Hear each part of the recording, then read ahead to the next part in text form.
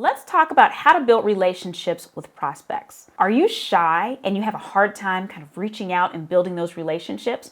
Or maybe you're not as shy, but you're just not skilled at it. It just feels corny and weird to you. You don't like it. Well, stay tuned. I'm going to give you some great tactics that are going to help you build genuine relationships with your prospects.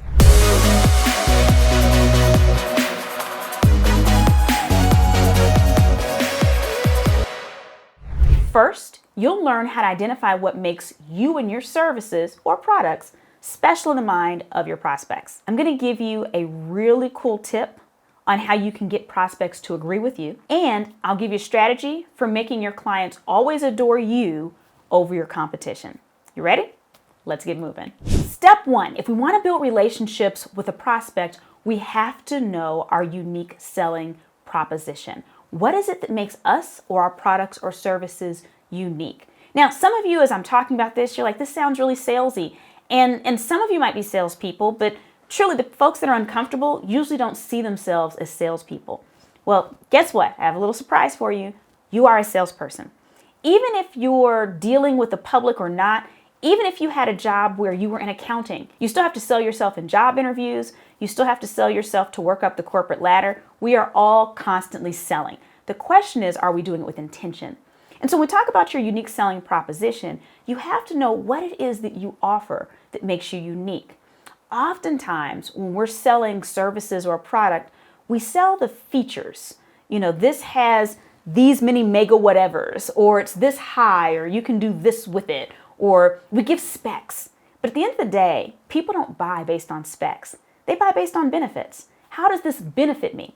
I don't know how electricity really works. Someone doesn't have to know how electricity works to understand and appreciate the fact that they can flick a switch and then see in the dark, right? So we have to start thinking about how we shift our approach. Instead of communicating or thinking about what are our features, what are our benefits? What do we have that the competition doesn't have? We can look at this as individuals or in terms of our product or service. I recommend both. So I'll give an example with me. My unique selling proposition is the fact that I care about people. Now I can go into more detail, but even as a speaker, my clients afterwards are like, oh my gosh, I've never seen anyone customize a presentation that much. Well, folks, I do it because I care that much. I dig deep into the minds of the people there, and I do all this research with my team. We really want to understand the people that will be in the room. That is a feature of my caring. I'm not saying that other speakers don't care, but I care in a different way, and it sets me apart. If we're talking about an organization, I'll share a story with you in a few moments, but think about what it is that you offer that your competition doesn't offer. What are the benefits of them doing business with you versus someone else? Do you have a better return policy? Do you have a money-back guarantee? Are your products sustainable? Are they made by people that have a particular story that would hit the heartstrings of the people that you're servicing? Think about what sets you apart, what makes you unique in terms of those benefits. How would someone else care about what sets you apart? So I'll give you another example.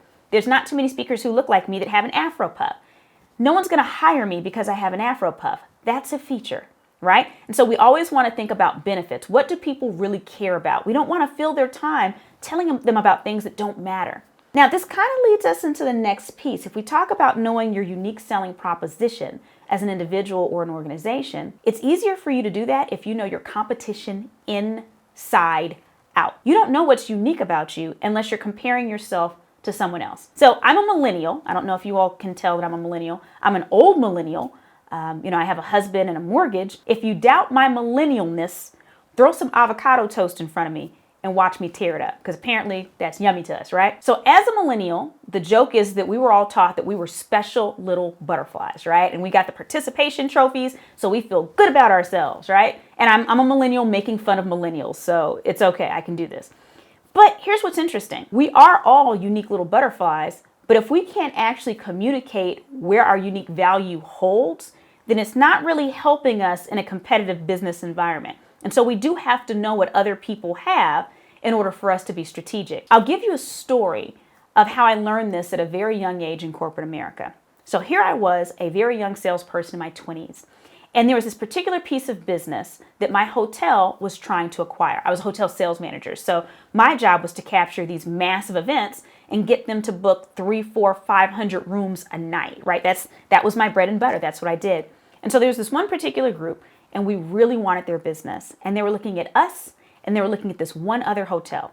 The other hotel was the same size as my hotel, but the problem was they always undercut us in room rate. So if I was offering a room rate of $114, they would offer a room rate of $95 per night. They were always going to undercut us, and we could never match what they were doing.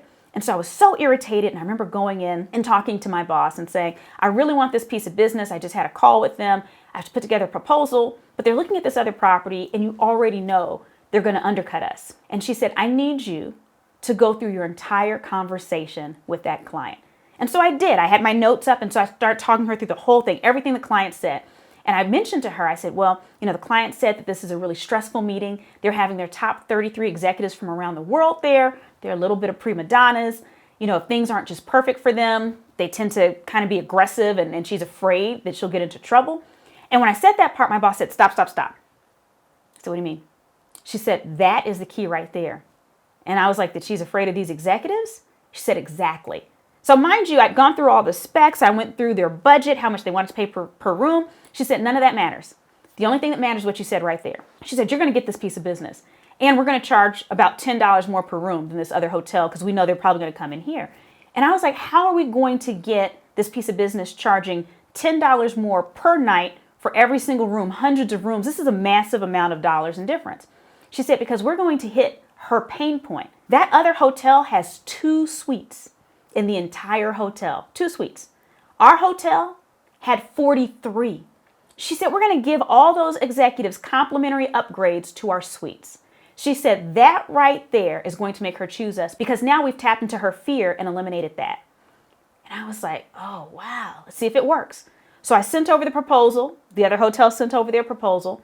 And sure enough, there's about a $10 per night difference for every single one of those hundreds of rooms. And sure enough, they signed the contract with me. And she said, oh my gosh, these executives are going to be so pleased that they all get upgrades. It's going to start the meeting off on a good note. I'm really excited. Thank you for making this happen for me. So when we know our competition inside out, we don't even necessarily have to compete on price. We just have to know what they have to offer so that we can offer things they cannot. So this leads us into the next point, getting to know your client and seeing not only what they need, but especially what they know that they need, what they believe that they need. You want to tap into those pain points that they have, known and unknown. You want to find solutions. The only way to do that when you're building relationships with a prospect is to ask lots of questions. Avoid that tendency to fill those gaps with the sound of your voice, because that's what we do when we're nervous. Just ask questions and be really quiet and say, do you mind if I take notes on that? I want to make sure I'm not missing anything. And ask more follow-up questions on that. Just listen. The information that people give you, they're going to tell you how to serve them best. And if you really want to win more business, the simple thing you have to do is repackage what they just told them into your solutions. So rather than sending them some type of proposal that's in your standard format, presenting your features instead of benefits, number one, you state what their problem is and say, offering this to solve this particular issue. This is the solution to this particular issue. You reflect their words back at them and sell what you're offering as a solution to what they said. Now, this requires a lot more customization of our proposals and contracts, but this will get you more business. And it shows them that you listen. And as you're listening to them, take notes on everything that they're saying. And when I say everything, I mean everything. If they mention their dog Toto needs to go into your notes in your CRM, if you use a customer relationship management system, in your yellow notebook, or wherever you put the notes. You need every detail about them that they share in there because you never know when it's going to come in handy, and it will come in handy shortly. I still have a few more really juicy tactics for you, but if you have not already, I have to ask you, make sure that you subscribe to this channel. If this is information that is usable to you and that you find helpful, you don't want to miss anything. So right now, go ahead and click the subscribe button. Remember how I said to take notes on their responses and that everything they say can be useful later? Well, this is where the spy techniques come in. And when I say spying, I mean like lovingly stalking people, not in a I'm going to kill your bunny kind of way, but in a I want to find ways to delight you and just use publicly available, not weird information about you to build our relationship. One of the things that I like to do is set Google alerts for my prospects' names or their companies. Google Alerts is a free service from Google. If you don't know how to get to it, just Google Alerts. It'll take you there. And you can actually put in a word or a group of words that you're interested in following. And Google Alerts will send you an alert once a day as it happens, or once a week. You get to decide how you want to do it, to let you know when that term or words come up in the public domain. So if you're following someone who doesn't have a common name, this can be gold regarding getting information about them. Maybe you see they're elected to a new board, or maybe you see that they're approaching a merger, and the services that you're proposing are consultations around having successful mergers with different businesses. It's just paying attention. According to Crunchbase, did you know that the top sellers in the country spend an average of 6 hours per week researching their prospects? What that means is they're not going into meetings cold. They're going in knowing what their people care about.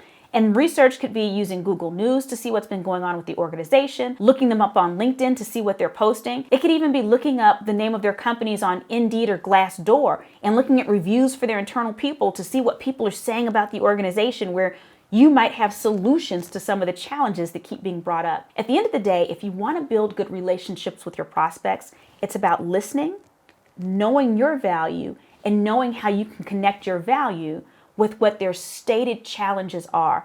And then lastly, if you want them to love you, make sure that you're sending them gifts or thoughtful cards that reflect them back at themselves.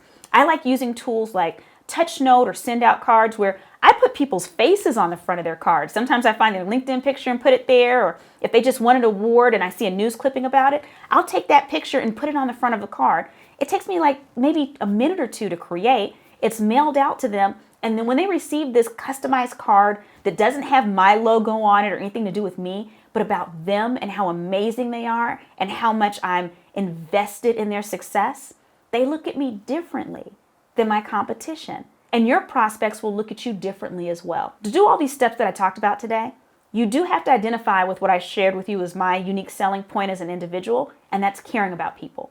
All these things are just asking questions, listening, finding ways to delight and serve other people because you care. So if you care about people and you want to build relationships with prospects, obviously you're thinking about the future of your organization. And so I do have a free gift for you today. If you look in the description of this video, you're going to see that there's a link to download my Future Ready Playbook. Click that link right now so that you can get more tools and tactics so that you can better prepare for the future.